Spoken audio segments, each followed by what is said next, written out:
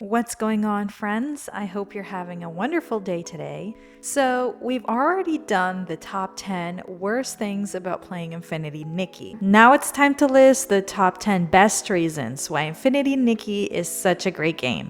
Honestly, you don't need me to tell you how great this game is. Just play it for yourself and you'll understand. However, I can't just complain about Infinity Nikki and not talk about all of the awesome things about this game. So, with that, let's start with our list. Number 10, it's free. This is such an obvious point to make, but I have to bring it up because it's absolutely wild to me how such an interesting game with the most vibrant graphics and an engaging storyline can be free to play. Mind you, we get updates on events from time to time, so we're constantly getting free content for our entertainment. The game is a gacha game, meaning if you want to get certain 5-star outfits, you'll most likely have to spend your own money. You can certainly save up to diamonds to get enough pulls for a free 5-star outfit, but you'll be limited in the amount of outfits you can get for free. However, there are plenty of free outfits you can enjoy, and that includes all the freebies you get with each event launch. Number 9, available on multiple platforms. This game is available on PC, Steam,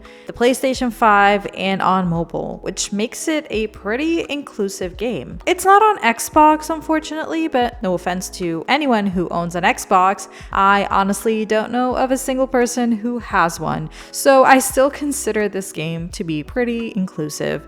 I know there's a stark difference between the mobile graphics and the PS5 or the PC graphics, but that's to be expected since smartphones don't have the processing power of computers or gaming consoles. It's still really impressive how a game like this can be accessible on phones. Number 8, the feminine aesthetics. When I first started playing Infinity Nikki, I realized it had a pay-to-play element to it, and I was turned off by it. I didn't know what a gacha game was, and I was under the false impression that it would probably take me forever to complete this game if I didn't want to spend an arm and a leg. And of course, I should have done more research, but before this game, I never really had a great experience with free-to-play games with microtransactions. So I didn't even think it was possible to fully enjoy a game for free. So I deleted the game initially and started searching for games that I could buy once and play without any microtransactions. What's the point of this entire backstory? The point is that I couldn't find a game that made me feel the same way that Infinity Nikki made me feel.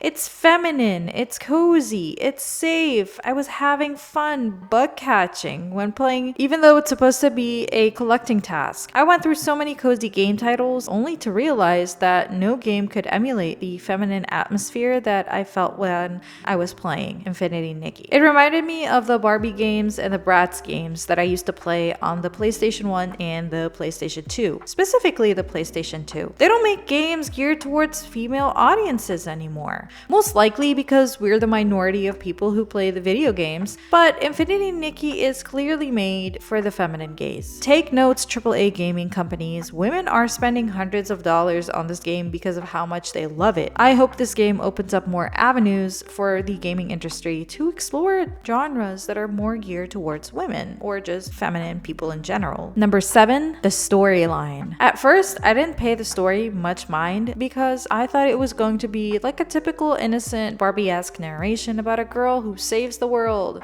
However, the storyline of this game had me genuinely intrigued. It's not all rainbows and sunshine. There's a mysterious element to the antagonist and to Mirrorland in general, and I found myself wanting to learn more and more about the Wishing One and the comas that were going around. I won't give out any spoilers in this video, so don't worry, but just know that the storyline is just as interesting as the gameplay. Number 6, the different gaming elements. I was pleasantly surprised just how diverse the gaming style is for a free-to-play game. Sure, collecting can be a pain sometimes, but there are times where I'm in a collecting mood and I enjoy going around and farming for materials. More specifically, I love bug collecting. I'm not sure why. Maybe because it's faster and easier than animal grooming and it doesn't cut into a cutscene every time you catch catch a bug like animal grooming does. Fishing, however, will always be my least favorite. Number 5, the floating mechanic. There are 2 main floating mechanics in this game.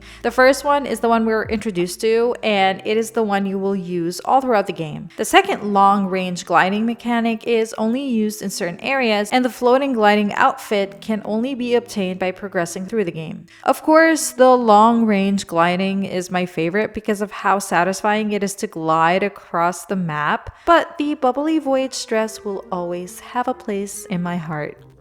Number 4, the graphics. The graphics on the PS5 and the PC are absolutely breathtaking. The small details of the fabrics are so impressive. It truly makes you understand why people spend thousands of dollars on the dresses in this game. I can spend hours walking through Florawis's vibrant atmosphere, and when I first saw the magnificent lavender fields of Stoneville, I spent a whole hour exploring every nook and cranny because of how awestruck I felt.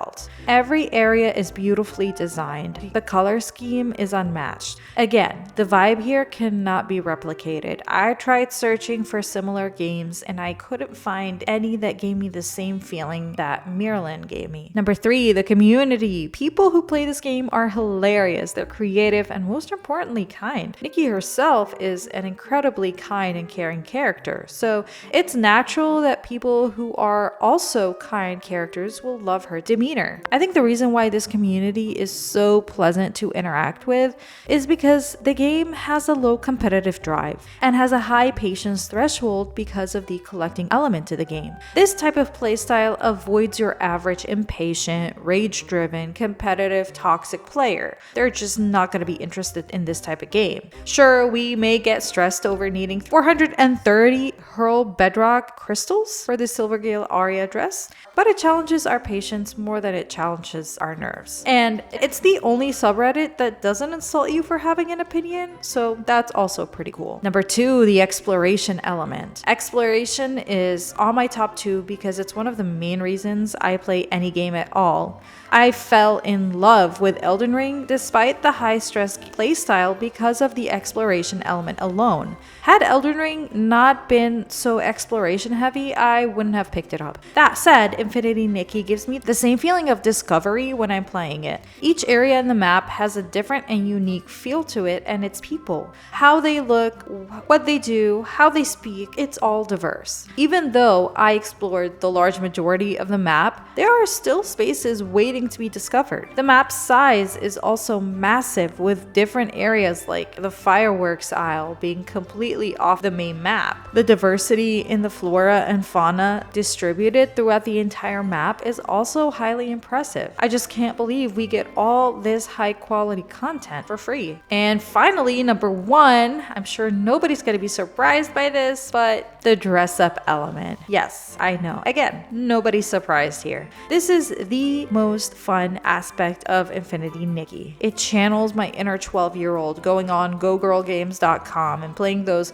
flash dress up games online. Except it's so much more fun and you get to play with the avatar you created. Dressing up is the highlight of this game. All of the 5-star outfits definitely give 5-star outfits. They're sparkly, they're flowy, they're fitted well, they're attention catching. And if you want to make a low-key outfit, there are options for that as well. Going through the countryside of Stoneville, dress up in some overalls. Going to Cisia Art Academy, dress up like a professor. Seeing the governor in Florawish, go ahead and put on that guard outfit. It's just so much fun mixing and matching all of the different garments that the developers have designed for us, and the best part is that we keep getting updates for more freebies for our ever-growing closets. So that's it, you guys. That has been my top 10 list of why Infinity Nikki is such a great game. Please let me know in the comments down below some points I missed. What is your favorite element about playing Infinity Nikki? Please leave a like if you like this video, and I'll see you in the next video. Thank you for watching, and goodbye.